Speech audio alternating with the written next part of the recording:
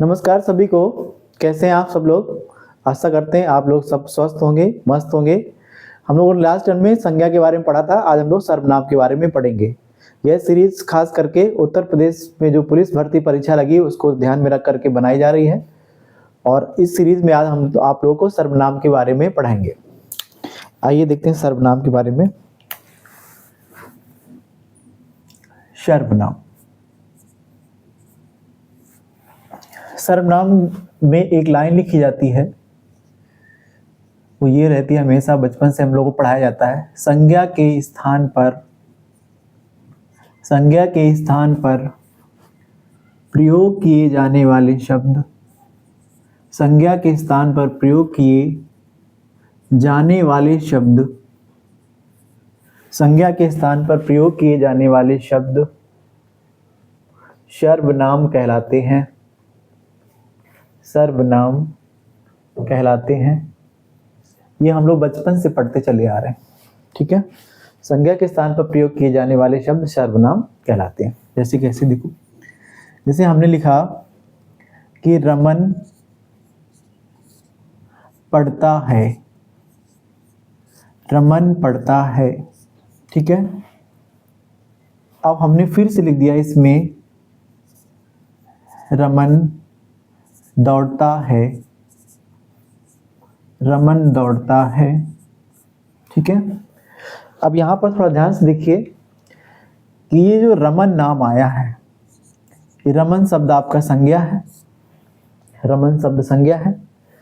तो जब एक ही व्यक्ति के बारे में, एक ही संज्ञा के बारे में या एक ही वस्तु के बारे में बार बार कोई चीज बतानी होती है तो उसका नाम लिखना थोड़ा अशोभनीय लगता है।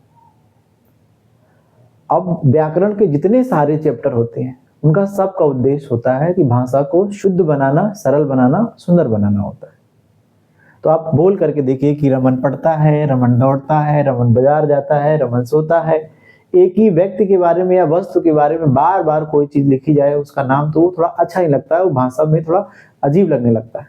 इसलिए एक ही व्यक्ति का या वस्तु का दोहराया ना जाए बार बार, वो दोहरेपन को खत्म करने के लिए, पुनरावृत्ति को खत्म करने के लिए सर्वनाम शब्दों का प्रयोग किया जाता है।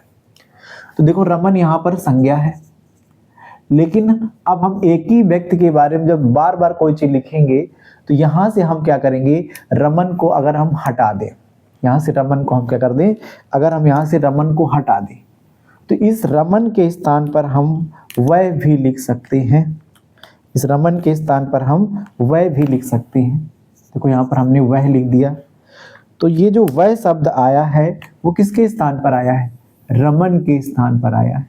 रमन यहाँ पर क्या है, संज्ञा है, और हम चाहते तो यहाँ रमन लिख देते, लेकिन रमन को हटा करके हमने यहाँ पर वह लिख दिया।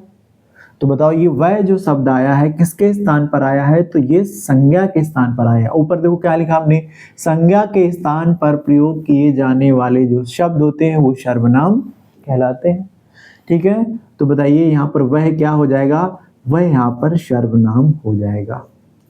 तो सर्वनाम क्या होता है, अगर आपसे कोई पूछता है तो पहली चीज तो आप ये बताएंगे, ठीक है, कि सर्वनाम क्या होता है। इसके बाद में दूसरा देखेंगे आप लोग, दूसरी चीज रखेंगे सर्वनाम का शाब्दिक अर्थ। सर्वनाम का शाब्दिक अर्थ क्या होता है, सर्वनाम का शाब्दिक अर्थ शब्द का नाम। सर्वनाम का शाब्दिक अर्थ क्या होता है बताइए, शब्द का नाम होता है। ये भी क्वेश्चन पूछा जाता है कि सर्वनाम का शाब्दिक अर्थ क्या होता है, शब्द का नाम होता है, ठीक है। नेक्स्ट ध्यान रखेंगे, सर्वनाम एक विकारी शब्द है। सर्वनाम एक कैसा शब्द है बताइए, विकारी शब्द है। सर्वनाम एक शब्द विकारी शब्द है क्योंकि इसमें वचन के आधार पर और कारक चिन्ह के आधार पर परिवर्तन हो जाता है, ध्यान रखेंगे।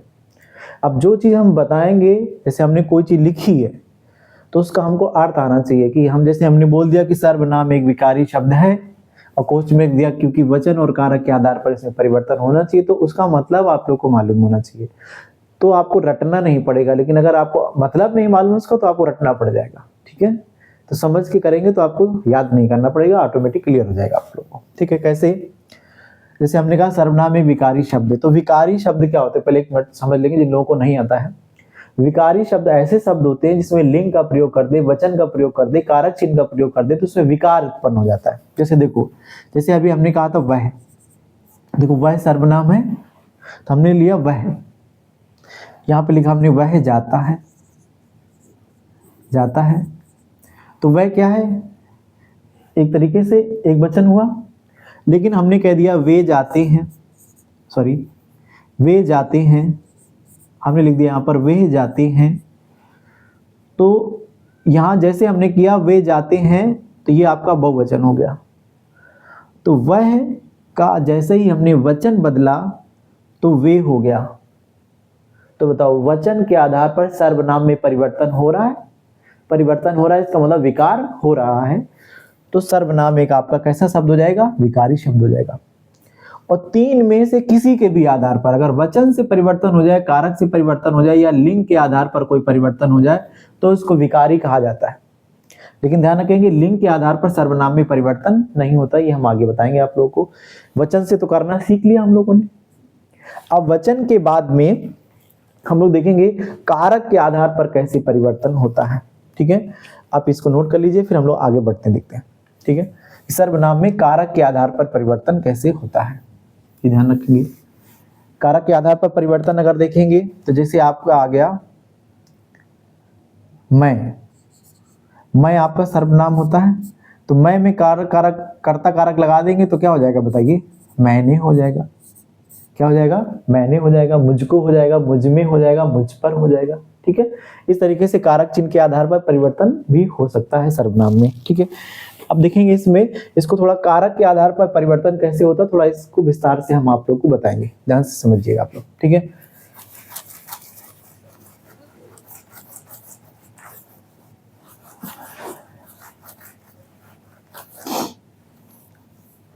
देखिए कारक के आधार पर सर्वनाम में परिवर्तन। जैसे एक यहाँ पर हमने कारक तो सब लोग जानते होंगे, 8 कारक होते हैं हिंदी में। ठीक है, यहाँ पर हमने लिखा सर्वनाम, एक लिखा सर्वनाम, और एक होता है कर्ता कारक, कर्म कारक, करण कारक, संप्रदान कारक, संप्रदान कारक, अपादान कारक, अपादान कारक, संबंध कारक, अधिकरण कारक, अधिकरण कारक, और एक होता है संबोधन, संबोधन। 8 कारक चिन्ह होते हैं। ठीक है, कर्ता कारक, कर्म कारक, करण कारक, संप्रदान कारक, अपादान कारक, संबंध कारक, अधिकरण कारक, और आपका हो गया कौन सा? संबोधन कारक। 8 ये कारक चिन्ह होते हैं। कर्ता कारक की विभक्ति क्या होती है? ने, सॉरी कर्ता कारक की विभक्ति क्या होगी? कर्ता कारक की विभक्ति होती है ने। कर्म कारक की विभक्ति क्या होती है? को। के लिए भी होती है, जब विस्तार से पढ़ेंगे हम लोग कारक को तब बताएंगे। अभी थोड़ा सा काम है यहाँ पर, एक बार यूपीवी में यहाँ से क्वेश्चन आए इसलिए मैं इस सीरीज को डिस्कस कर रहा हूँ। एक होता है से, जब अलग होने, जब जुड़ने का भाव हो तो इस वाले से का हम लोग प्रयोग करते हैं। संप्रदान की विभक्ति क्या होती है? के लिए होती है। अपादान की विभक्ति क्या होती है? से, लेकिन ये अलग होने के सेंस में प्रयोग किया जाता है। संबंध में क्या होगा? का होगा, की होगा, का, की, के, ना, नी, ने, रा, री, रे, ये सब बनते हैं। ठीक है, अधिकरण में क्या होगा? में, पर, में होगा या पर होगा, इसमें होगा हे, हो, हरे, अरे, ये सब आते हैं इसमें। ठीक है, तो ये कारक चिन्ह में फिलहाल हम विस्तार में पढ़ेंगे। अभी तो आपको इतना सीखना कि कारक चिन्ह 8 होते हैं हिंदी में, उसमें से ये हमने पहचान उनकी बनाई। आप देखना, इधर ध्यान से समझना इसको। ये हमने बनाया, यहाँ पर इसको थोड़ा बढ़ा लेंगे। आज हम थोड़ा होमवर्क भी आप लोगों को देंगे। जैसे हमने यहाँ पर मैं नाम का सर्वनाम ले लिया, किस नाम का सर्वनाम ले लिया मैंने? मैं नाम का एक सर्वनाम ले लिया। मुझे बताओ पहले मैं सर्वनाम है कि नहीं है? जैसे कि हम हैं, हमारा एक नाम है, हमारा नाम जानते हैं सब लोग, सुरेश नाम हमारा, तो हम संज्ञा हैं। सुरेश क्या होगा? किसी का नाम है तो सुरेश संज्ञा हुए कि नहीं, पहले बताइए। ये शब्द आपका संज्ञा हो गया। तो हमने कहा कि सुरेश पढ़ाते हैं तो सुरेश संज्ञा हो गया।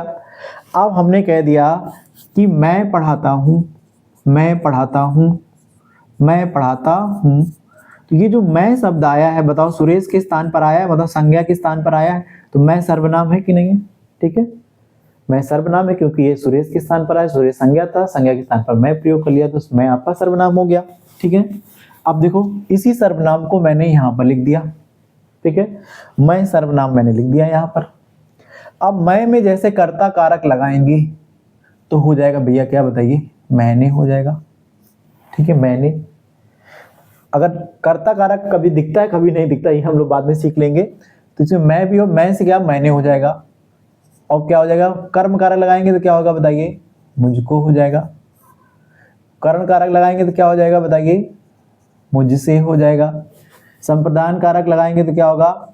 मेरे लिए हो जाएगा, मेरे लिए हो जाएगा। अपादान कारक लगाएंगे तो क्या होगा बताइए? मुझसे हो जाएगा।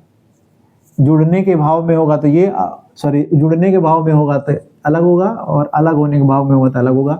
इनमें दोनों में अंतर क्या होता है हम बाद में सीख लेंगे। फिलहाल अब इसमें क्या होगा बताओ? मुझ में नहीं, इसमें हो जाएगा मेरा।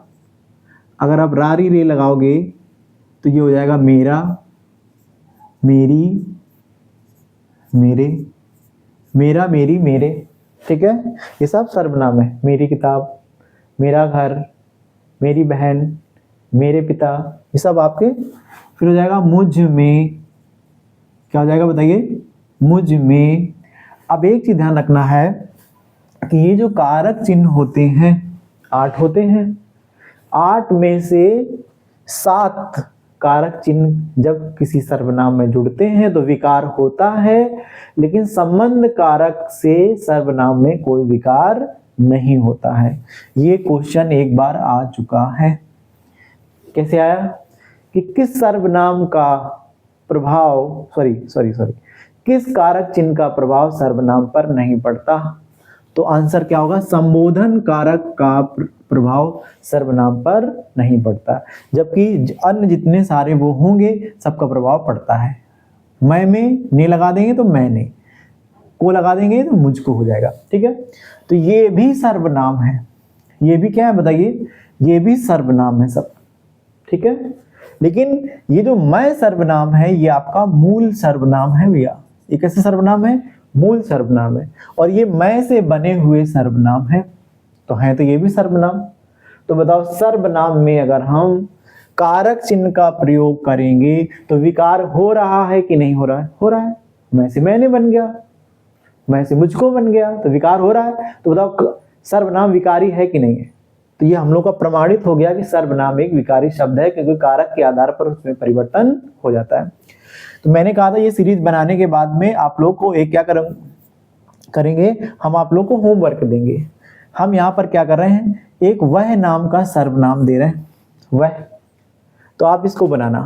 उन्होंने, उनको, उनसे, उनका, उनके लिए, उनसे, उनका, उनकी, उनके, है ना, उनका, उनकी, उनके, उनमें, ऐसे करके आप बनाना। तो एक का तो मैंने बता दिया, हम आगे और दे रहे हैं आप लोग को, उसका बनाइएगा। ठीक है, एक हम और दे रहे हैं आप लोग को, आप वाले का भी फिल करना, आपका, आपने, आपको। ठीक है, ऐसे करके आप बनाइएगा। ये थोड़ा हम होमवर्क दे रहे हैं आप लोग को, और कारक चिन्हों का प्रयोग करके आप लोगों को फिल करना है। ये बहुत काम आने वाला आगे। ठीक है, तो एक क्वेश्चन इस सीरीज से आप लोग सीख लो। पहले 2 क्वेश्चन, पहला क्वेश्चन तो ये कि कारक चिन्हों का अगर प्रयोग सर्वनाम में करते हैं तो विकार होता है, इसलिए सर्वनाम विकारी शब्द है, पहला। दूसरा क्वेश्चन सबसे इंपॉर्टेंट है यहाँ इस चित्र का, ये वाला क्वेश्चन, कि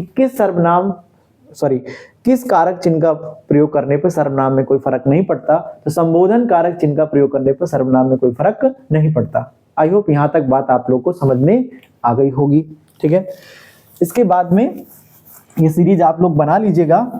अब नेक्स्ट चीज इसमें और पढ़ेंगे सर्वनाम की विशेषताओं में से, वो ये है कि सर्वनाम शब्दों में, ध्यान समझना, सर्वनाम शब्दों में लिंग के आधार पर, किसके आधार पर?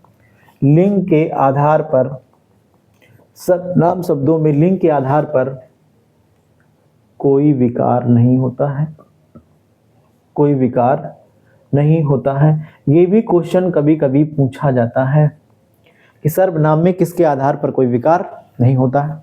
ठीक है, देखेंगे कैसे, एग्जाम्पल देखिए, उदाहरण अगर देखते रहेंगे, हर चीज जो चीज हम कहें उसका उदाहरण आप लोग को चाहिए होगा। अगर कोई टीचर है जहां मैं जो भी है पढ़ा रहे हैं और बता दे कि ऐसा होता है, उसका मतलब नहीं मालूम वो कैसे हो रहा है, तो फिर वो याद नहीं रहेगा आप लोगों को। कहीं भी पढ़िए, हमसे पढ़िए या किसी और से पढ़िए, तो ये चीज़ हमेशा ध्यान रखिएगा कि अगर कोई नियम सीखा है आपने तो उसका क्यों हुआ है, कैसे हुआ, ये आपको मालूम होना चाहिए। अगर वो मालूम हो जाएगा तो आपको याद रहने वाला है, एग्जाम में आसानी से हो जाएगा आपको काम। तो देखेंगे, देखिए जैसे हमने कहा वह जाता है, वह जाता है, वह जाता है, तो बताइए इस सेंटेंस में ये वह का प्रयोग पुल्लिंग है। अब हमने कह दिया कि वह जाती है, फिर हमने क्या कर दिया, वह जाती है। तो यहाँ पर ध्यान से समझो कि ये आपका जाता है तो पुल्लिंग, जाती है तो स्त्रीलिंग। ये सेंटेंस स्त्रीलिंग में है, ये सेंटेंस पुल्लिंग में है, लेकिन वह शब्द में कोई परिवर्तन नहीं हुआ। तो ये चीज प्रूव करती है कि जो सर्वनाम शब्द होते हैं उसमें लिंग के आधार पर कोई परिवर्तन नहीं होता है। ठीक है, यहाँ तक बात क्लियर हो गई सब लोग को। कुछ चीजें सीख ली। सर्वनाम का शाब्दिक अर्थ सबका नाम। सर्वनाम एक विकारी शब्द है क्योंकि इसमें वचन के आधार पर के लिए परिवर्तन हो जाता है, कारक के आधार पर परिवर्तन हो जाता है। तीसरी चीज हम लोगों ने बहुत इंपॉर्टेंट सीखी है, वो ये सीखी है कि सर्वनाम शब्दों में लिंग के आधार पर कोई परिवर्तन नहीं होता। उसका उदाहरण भी मैं दिखा दे रहा हूँ आप लोग को। वह जाता है, वह जाती है, वे जाते हैं, वे जाती है, लड़की हो सकता है, लड़का भी हो सकता है। ठीक है, यहाँ तक बात समझ में आ गई आप लोगों को। अब आगे बढ़ते हैं हम लोग। ठीक है, चलिए इसको नोट कर लीजिए आप लोग।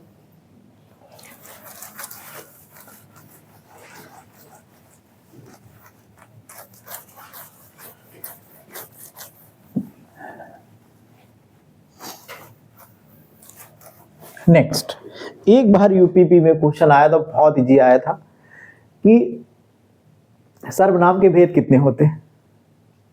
सर्वनाम के 6 भेद होते हैं। ठीक है, हिंदी में सर्वनाम के कितने भेद होते हैं बताइए। सर्वनाम के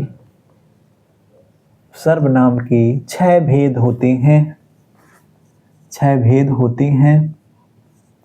सर्वनाम कितने भेद होते हैं? 6 भेद होते हैं। इनके नाम याद रखना पहले आप लोग। एक होगा पहला पुरुषवाचक सर्वनाम, पुरुषवाचक सर्वनाम। ठीक है, आप लोग नोट करते चलेंगे। दूसरा होगा आपका निजवाचक सर्वनाम, निजवाचक सर्वनाम। तीसरा होगा आपका निश्चयवाचक सर्वनाम, निश्चयवाचक सर्वनाम,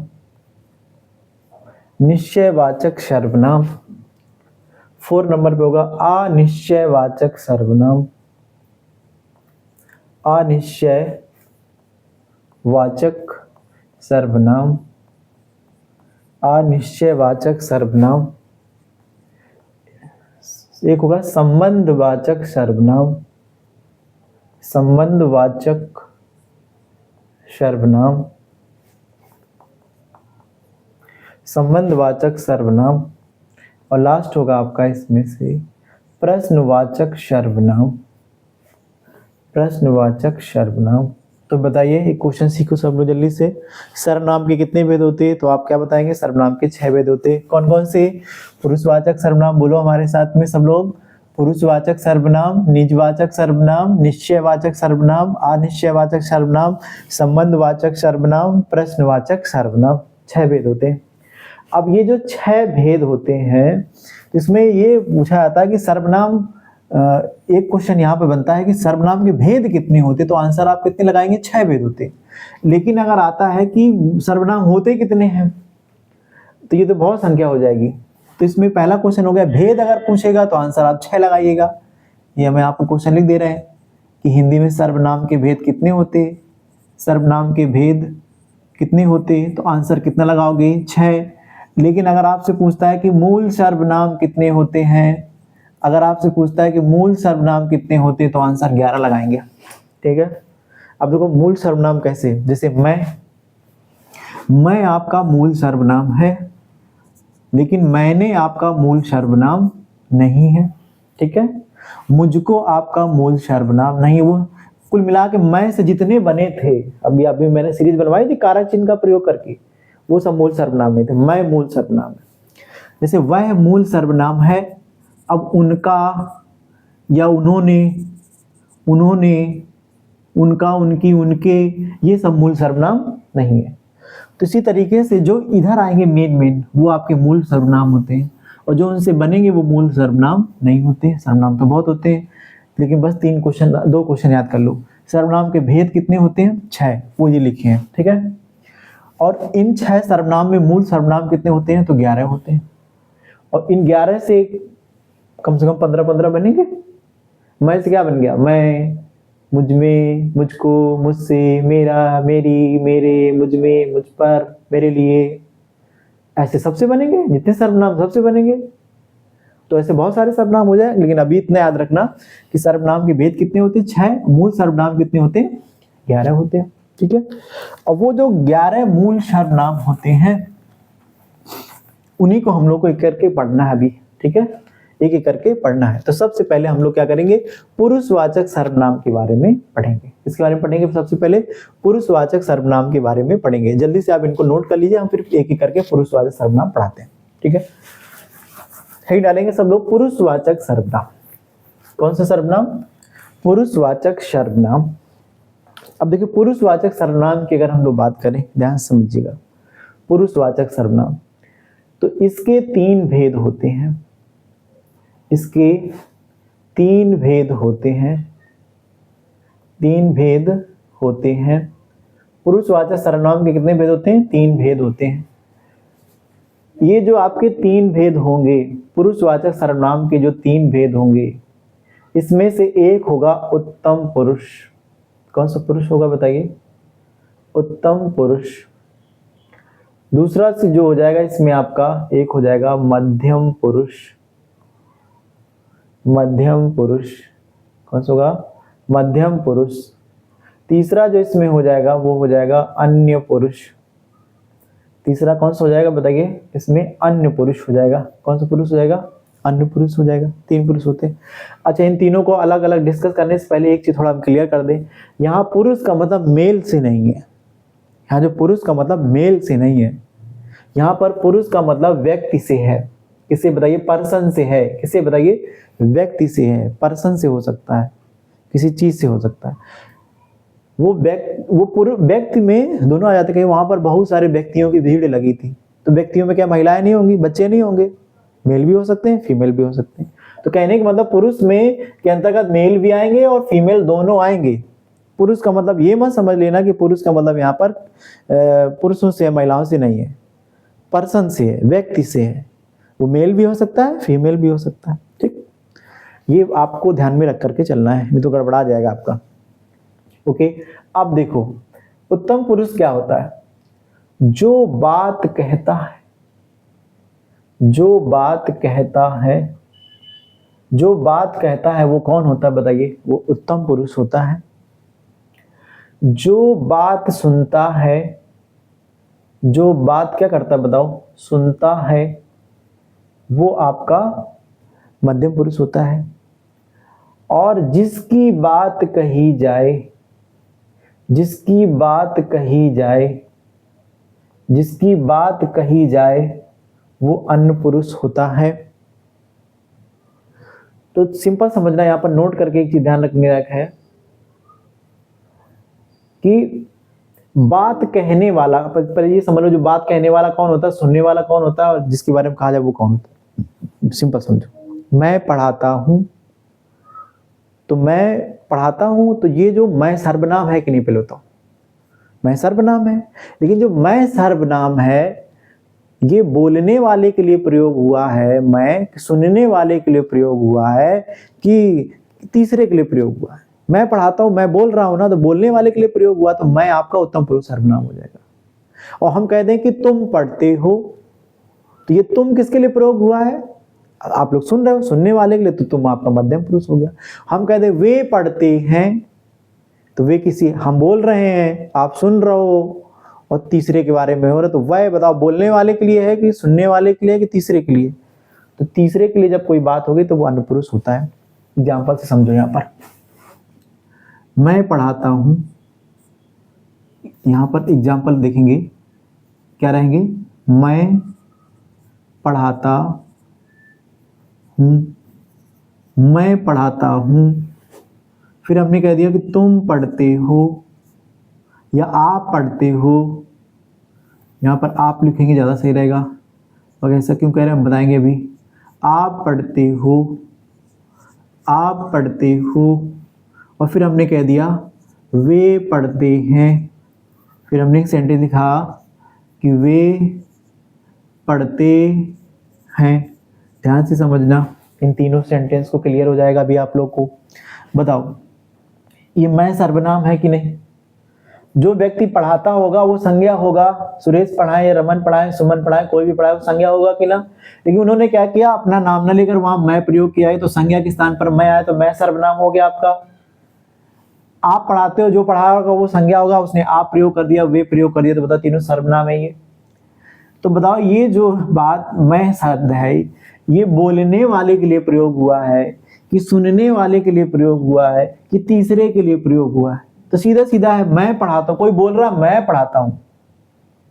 इसमें एक चीज और लिख सकते हो आप लोग कि जो वक्ता होते हैं, वक्ता, वो हमेशा उत्तम पुरुष होते हैं, बोलने वाले। और जो आपके श्रोता होते हैं वो आपके मध्यम पुरुष होते हैं। और जो जिसके बारे में सुनाया जाए, जिसके बारे में सुनाया जाए, वो क्या होता है बताइए? वो अनपुरुष होता है। ये आपको ध्यान रखना है। पेपर में डायरेक्ट क्वेश्चन आ सकता है आपका कि वक्ता कौन सा पुरुष होगा? बोलने वाला, जहां से बात शुरू होती है, उत्तम पुरुष। श्रोता कौन होगा? मध्यम पुरुष। समझ में आ रही मेरी बात? तो इस तरीके से तीनों में बताओ अंतर पता चल रहा है कि नहीं बोल रहा है? तो परिभाषा क्या बनेगी? अब अगर कहा जाए कि बताओ उत्तम पुरुष की सर जी परिभाषा बताओ आप, तो उत्तम पुरुष की ताओं परिभाषा लिखी होंगे, ऐसे सर्वनाम जो बात कहने वाले के लिए प्रयोग होते हैं, उत्तम पुरुष सर्वनाम कहलाते हैं। तो सीधा वही तो लिखा है। ये बात अपनी कह रहा है, मैं पढ़ाता हूं, तो मैं सर्वनाम कहने वाले के लिए है, तो उत्तम पुरुष हो गया। पुरुषवाचक की परिभाषा क्या लिखी होगी किताब में? ऐसे सर्वनाम जो बात सुनने वाले के लिए प्रयोग होते हैं, वो उत्तम पुरुष सर्वनाम कहलाते हैं। तो बताओ, आप पढ़ते हो, मैं बोल रहा हूं, आप पढ़ते हो, आप सुन रहे हो, तो आप शब्द बताओ बोलने वाले का है कि सुनने वाले का? तो सुनने वाले का, तो ये आपका मध्यम पुरुष हो गया। वे पढ़ते हैं किसी तीसरे के बारे में हो गया जाकर के, तो ये क्या हो गया बताइए? वे पढ़ते हैं, ये अन्य के बारे में हो गया। आई होप आपको ये समझ में आ गया होगा, ये आप लोगों को समझ में आ गया होगा। ठीक है। अब सॉरी, ये जो सेंटेंस होगा नीचे थोड़ा लिख गया है, ये एग्जाम्पल इसका है और ये एग्जाम्पल इसका है और ये वाला एग्जाम्पल इसका है। थोड़ा आगे पीछे हो गया, समझने में दिक्कत तो नहीं है? मैं दोबारा बता दूं आप लोगों को। जो बात कहता है मैं पढ़ाता हूं, ठीक है, मध्यम पुरुष। वे, आप पढ़ते हो, वे पढ़ते हैं, है ना? ये थोड़ा नहीं ऊपर लिख गया, मैंने ध्यान नहीं दिया, इसके सामने मैंने लिख दिया आप लोग को। ठीक है, ये तो तीन भेद होते हैं उसके। यहां तक समझ में आ गया? तो पुरुषवाचक सर्वनाम समझ में आ गया आप सब लोग को? ठीक है। अब जैसे हमने सेंटेंस लिखा कि हमारा घर पास में ही है, आपने लिखा हमारा घर पास में ही है, हमारा घर पास में ही है। तो देखो यहाँ पर हमारा सर्वनाम आया, तो पूछेगा आपसे वो कि बताओ हमारा उत्तम पुरुष है कि मध्यम पुरुष है कि अन्य पुरुष है, ऐसे पूछे। कोई जरूरत नहीं है कि ये तीन आ जाएंगे। आपको समझो कि ये जो हमारा शब्द है वो किसके लिए प्रयोग हुआ है? बोलने वाले के लिए कि सुनने वाले के लिए कि तीसरे के लिए? तो हमारा घर, हम बोल रहे हैं अपने लिए, तो ये बोलने वाले के लिए प्रयोग हो रहा है, मतलब उत्तम पुरुष हो गया। ठीक है। फिर हमने कह दिया कि तुम्हारा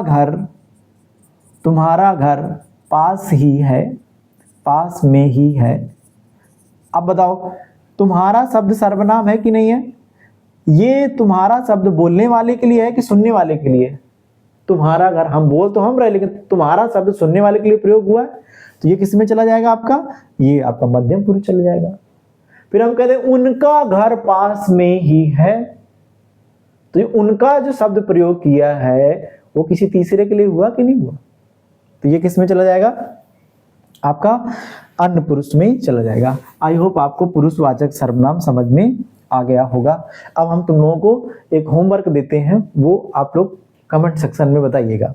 हम कह दें कि बताओ लेखक, लेखक, लेखक कौन सा पुरुष होगा?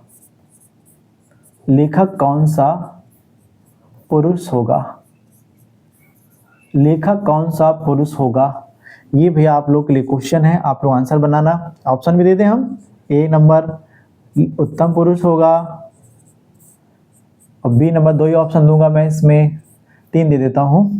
बी नंबर या मध्यम पुरुष होगा, मध्यम पुरुष होगा, या फिर अन्य पुरुष होगा। मध्यम पुरुष होगा कि अन्य पुरुष होगा, इनमें से आप लोगों को आंसर बताना होगा। ठीक है, ये आप कमेंट सेक्शन में आपको बताइएगा कि कौन सा इसमें आंसर होगा।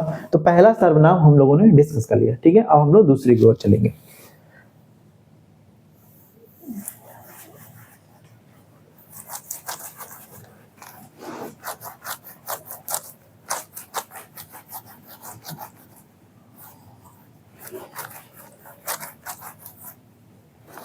ओके, अब दूसरे प्रकार का जो सर्वनाम होगा, दूसरा जो सर्वनाम होता है वो निजवाचक सर्वनाम। निजवाचक सर्वनाम, निजवाचक सर्वनाम। ठीक है, ये दूसरा भेद है। देखो निजवाचक सर्वनाम क्या होते हैं? जब आप, एक आप सर्वनाम होता है ना, आप सर्वनाम का प्रयोग, सर्वनाम का प्रयोग, आप सर्वनाम का प्रयोग स्वयं के सेंस में किया जाए, स्वयं के लिए प्रयोग किया जाए, स्वयं के लिए प्रयोग किया जाए, वहाँ निजवाचक सर्वनाम होता है। निजवाचक सर्वनाम होता है। निजवाचक सर्वनाम होता है। कौन सर्वनाम होगा वहां पर? निजवाचक सर्वनाम होता है। ध्यान समझना।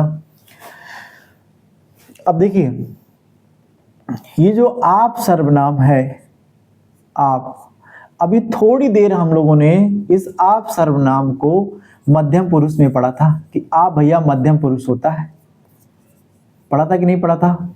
कैसे पढ़ा था? हमने कहा था आप पढ़ते हो, आप पढ़ते हो, आप पढ़ते हो। ये बात सुनने वाले के लिए प्रयोग हो रहा था भैया, और सुनने वाला जो होता है वो मध्यम पुरुष होता है। ये अभी हम लोगों ने सीखा है। तो आप मध्यम पुरुष भी होता है, और आप जो सर्वनाम होगा वो निजवाचक भी होता है। तो आप मध्यम पुरुष होता है वो हम सीख चुके हैं कि जब आप सर्वनाम का प्रयोग सुनने वाले के लिए प्रयोग किया जाएगा तो वो जो आप होगा वो मध्यम पुरुष होगा। इसको हम लोगों ने सीख लिया, इसमें हमको कोई दिक्कत नहीं है। ठीक है, लेकिन अब बात आती है कि आप सर्वनाम यहां पर भी आ गया। तो ध्यान रखना कि हिंदी में हो, कोई भी सब्जेक्ट हो, इंग्लिश हो या हिंदी, कोई भी भाषा हो, तो आप डायरेक्ट उस शब्द को देख करके आंसर मत लगाया करो। जब ज्यादातर आजकल जो क्वेश्चन आ रहे हैं पेपर में वो सेंटेंस में आते हैं, सेंटेंस में आएगा और उस सेंटेंस का अर्थ समझो, फिर उसके बाद आंसर लगाओ।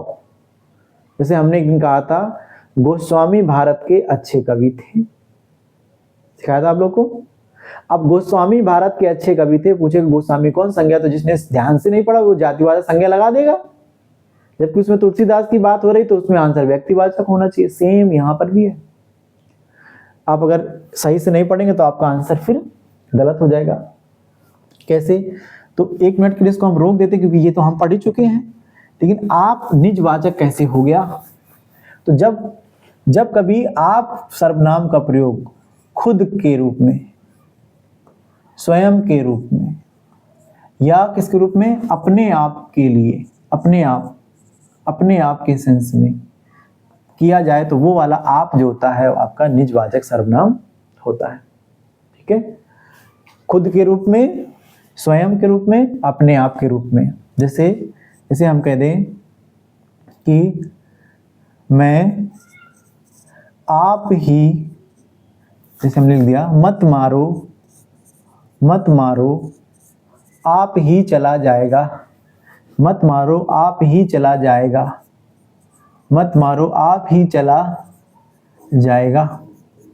ठीक है, मत मारो आप ही चला जाएगा, कितनी अच्छी बात लिखी, मत मारो आप ही चला जाएगा। तो देखो यहाँ पर जो आप है कि कोई कहीं जगह है और वहां पर क्या हो रहा है, एक सांप आ गया है। क्या आ गया बताइए, सांप आ गया। ठीक है, सांप को लेकर के लोगों में बड़ी बड़ी अलग अलग तरह की मानसिकताएं हैं भैया। सांप अगर मंदिर में आ जाए, कहाँ पर आ जाए बताओ, मंदिर में आ जाए, और गलती से जो शिवलिंग होता है वहां कहीं पहुंच जाए, तो लोग क्या करते हैं, दूध तो डाइजेस्ट भी नहीं कर पाता, लोग दूध पिलाएंगे उसको, माला फूल माला से चढ़ाएंगे। लेकिन अगर यही सांप गलती से किसी के घर में घुस जाए तो कितना अच्छा साधन बना लिए लोग, कहेंगे काल को कभी बख्शना नहीं चाहिए, तुरंत उसको लाठी डंडे से एकदम तुरंत क्या करते, पीट देते हैं। ठीक है, तो उसमें से कोई सांप आ गया है, उसी से एग्जाम्पल लिखा गया, इसमें लिखा गया है कि मत मारो, कोई आदमी कह रहा मत मारो आप ही चला जाएगा, मतलब मत मारो अपने आप ही चला जाएगा। तो बताओ यहाँ पर इस वाक्य में आप का प्रयोग किसके लिए हुआ है, बताओ, आप का प्रयोग स्वयं के सेंस में हुआ है कि नहीं। तो जब आप का प्रयोग स्वयं के सेंस में हो तो ध्यान रखना वो वाला आप मध्यम पुरुष नहीं होता है, वो वाला आप आपका निजवाचक सर्वनाम होता है। आई होप ये बात समझ में आ गई होगी। ठीक है, तो कभी कभी आपकी जगह पर खुद लिखा होगा, खुद ही चला जाएगा या अपने आप ही चला जाएगा। ये तीन शब्द याद रखना, अगर किसी में वाक्य में अगर खुद स्वयं अपने आप शब्द लिखा हो स्वयं के लिए, तो समझ जाना इसमें निजवाचक सर्वनाम होगा। और 6 सर्वनाम में सबसे ज्यादा अगर कहीं क्वेश्चन आपको पूछे जाते हैं तो इसी से पूछे जाते हैं, निजवाचक सर्वनाम में। पेपर में अगर 6 भेदों से अगर क्वेश्चन कभी आया तो मेरा जो अपना अनुभव बता रहा वो इसी से पूछा जाता है, निजवाचक सर्वनाम से ही आता है। तो आपके लिए ट्रिक है ये, खुद स्वयं अपने आप शब्द लिखाओ तो आपके स्थान पर ये शब्द आ जाए, समझ जाना कि वो आपका निजवाचक सर्वनाम होगा। ठीक है, एक चीज हम लोगों ने समझ ली, लेकिन ध्यान रखना कि ये जो आपका आप सर्वनाम होता है वो 3 जगह प्रयोग होता है। ये यहीं पर मैं क्लियर कर दे रहा हूं, नहीं तो एग्जाम में बच्चों का क्वेश्चन गलत हो जाता। मैं 3 सेंटेंस लिख रहा हूं, इसमें से पहला तो लिख दिया मैंने ये, अब दूसरा देखो सेंटेंस मैं कैसे लिख रहा हूं। एक दूसरा सेंटेंस लिखा, इसका आंसर कौन होगा, मत मारो आप ही चला जाएगा, आप ही चला जाएगा। तो बताओ इसमें आपका कौन सा सर्वनाम है, इसमें आंसर बताइए जल्दी से, इसमें सर्वनाम कौन सा है। तो अभी हम लोगों ने पढ़ा निजवाचक सर्वनाम, इसमें कौन सा सर्वनाम बताइए, निजवाचक सर्वनाम है। इस आप शब्द में कौन सा सर्वनाम है, निजवाचक सर्वनाम है। अब मैं यहाँ क्या कर रहा हूँ, एक दूसरा शब्द लिख रहा हूँ, दूसरा शब्द ये लिख रहा सेंटेंस, सॉरी शब्द नहीं, कि आप पढ़ते हो, आप पढ़ते हो, आप पढ़ते हो। एक दूसरा सेंटेंस हमने लिखा है आप पढ़ते हो। तो बताओ ये वाला जो आप है, ये वाला जो आप है बताइए मध्यम पुरुष है कि नहीं है। इसका आंसर क्या हो जाएगा, मध्यम पुरुष हो जाएगा। ठीक है, अब देखिए आप का प्रयोग एक और अलग जगह प्रयोग होता है। ये इस चैप्टर का सबसे महत्वपूर्ण बिंदु मैं डिस्कस कर रहा हूं, सब लोग इसको डिस्कस नहीं करते हैं। ध्यान से समझ लो, अगर ये चीज आपने क्लियर कर ली तो सोचो कि आपका ये चैप्टर फिनिश। इससे कठिन लेवल कोई सर्वनाम का होता नहीं है। हमने क्या कहा है, हम ये सीरीज आप लोगों को उत्तर प्रदेश पुलिस भर्ती जो परीक्षा लगी है उसको लेकर के चल रहे हैं, लेकिन हमने कुछ क्वेश्चन ऐसे परीक्षा में देखे कि जो बहुत ठीक ठाक लेवल के होते हैं। तो ऐसा ना हो जाए कि कोई आ भी रही हमको हिंदी और एक दो क्वेश्चन लेवल हाई होने से छूट जाए तो हम लोग जीरो से हीरो की तरह काम करना, हम लोग को कोई भी लेवल छोड़ना नहीं है। इसलिए मैं बीच बीच में कह भी देता हूँ कि जो अगर लेखपाल का बच्चा अगर ये पढ़ेगा, लेखपाल की वैकेंसी लगी यूपी में, उसमें भी ये काम आएगी और यूपीएसआई के लिए भी काम आएगी पूरी पूरी हिंदी। बहुत अच्छा लेवल लेकर चल रहा हूँ मैं। लेकिन जो हमारे पास शुरुआत के बच्चे जैसे यूपी कांस्टेबल लेवल में थोड़ा लो लेवल के भी बच्चे होते हैं, उनके लिए तो एकदम रामबाण होगी मेरी क्लास। इससे बाहर एक भी क्वेश्चन अगर चला जाए तो आप बताइएगा जाकर के। बस हमारा बेसिक पढ़ लीजिए अभी, ये टाइप 1 लेवल का है। जब सेकंड दोबारा से जब रिवाइज करेंगे इसका लेवल थोड़ा और बढ़ाएंगे, इसमें से क्वेश्चन का लेवल भी बढ़ाएंगे उसमें, और आप सीरीज अगर हमारी सॉल्व कर लेंगे तो हर एक भी क्वेश्चन आपका बाहर नहीं जाने वाला और आपको टेंशन भी नहीं रहेगी, रटना नहीं होगा हमारा, आप समझते चले जाएंगे, आराम से करते चले जाएंगे। तो हम कह रहे थे कि इस चैप्टर का सबसे महत्वपूर्ण बिंदु हम डिस्कस कर रहे हैं निजवाचक सर्वनाम के अंतर्गत। तो एक दो चीजें हमने देख ली कि मत मारो आप ही चला जाएगा, तो यहाँ पर आप शब्द में निजवाचक सर्वनाम है। लेकिन हमने कहा आप पढ़ते हो, मैंने क्या बोला, आप पढ़ते हो, तो यहाँ पर आप शब्द सुनने वाले के लिए प्रयोग हुआ है, इसलिए आप ये कैसा हो जाएगा, मध्यम पुरुष हो जाएगा। कौन सा पुरुष हो जाएगा बताइए, इसमें आपका मध्यम पुरुष हो जाएगा। ठीक है, अब देखो तीसरा सेंटेंस आप लोग देख लीजिएगा। तीसरा सेंटेंस अगर इसमें हम आप लोग को लिखवाएं तो ये होगा कि आप भारत के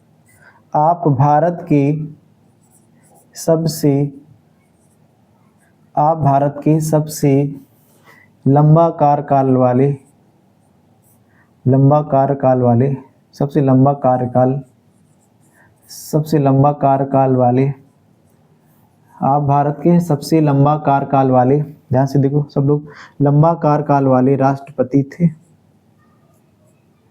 या प्रधानमंत्री थे। अब कंफ्यूजन हो गया मोदी जी को लेकर के अब हो सकता है ये लंबा कार्यकाल वाले हो जाएंगे, तो राष्ट्रपति लिख देता हूँ फिलहाल मैं अभी। आप भारत के सबसे लंबा कार्यकाल वाले राष्ट्रपति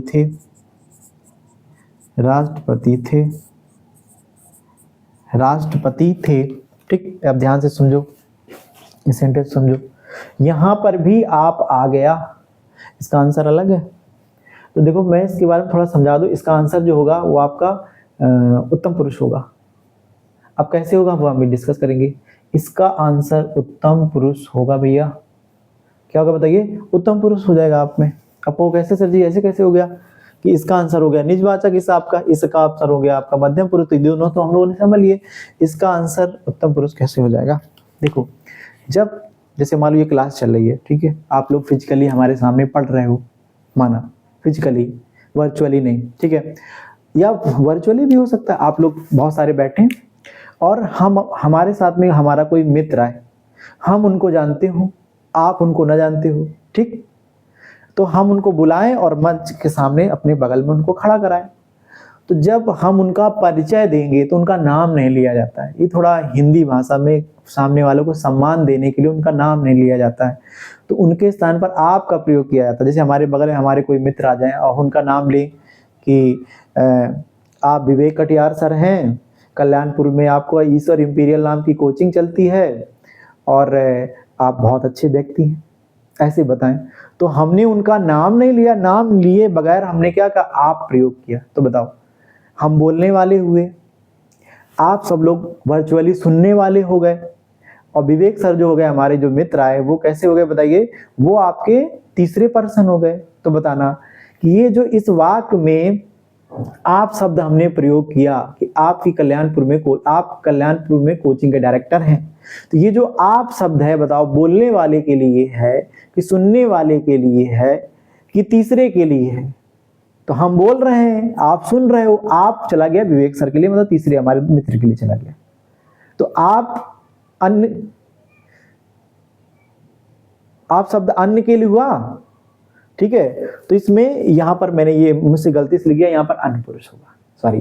तो यहां पर क्या हो जाएगा बताइए, यहां पर आपका अन्य पुरुष हो जाएगा। कौन पुरुष हो जाएगा बताइए, अन्य पुरुष हो जाएगा, उत्तम पुरुष नहीं, अन्य पुरुष हो जाएगा आपका। ठीक है, आगे बात समझ में। देखो एग्जाम्पल समझा तो हम लोगों का जो मिस्टेक थी वो भी हम लोग क्लियर हो गई, अन्य पुरुष हो गया। तो आपका प्रयोग तीसरे के लिए भी होता है। तो अब इस सेंटेंस में आ जाओ, आई होप आपको समझ में आ गया होगा इस सेंटेंस को।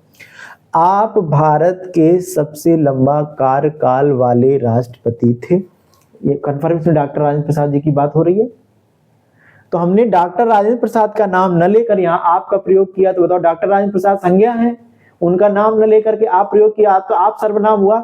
अब ये बताओ, ये आप शब्द का जो इसमें प्रयोग हुआ है, आप शब्द का जो इसमें प्रयोग हुआ है, वो आपका बोलने वाले के लिए है कि सुनने वाले के लिए, किसी अन्य के लिए या स्वयं के लिए? तो कन्फर्म है, हम बोल रहे हैं, आप लोग सुन रहे हो, बात हो रही डॉक्टर राजेंद्र प्रसाद के बारे में। तो बताइए तीसरे के बारे में बात हुई, तो तीसरा जो व्यक्ति होता है वो कौन सा पुरुष होता है? बताइए, वो अनपुरुष होता है आपका।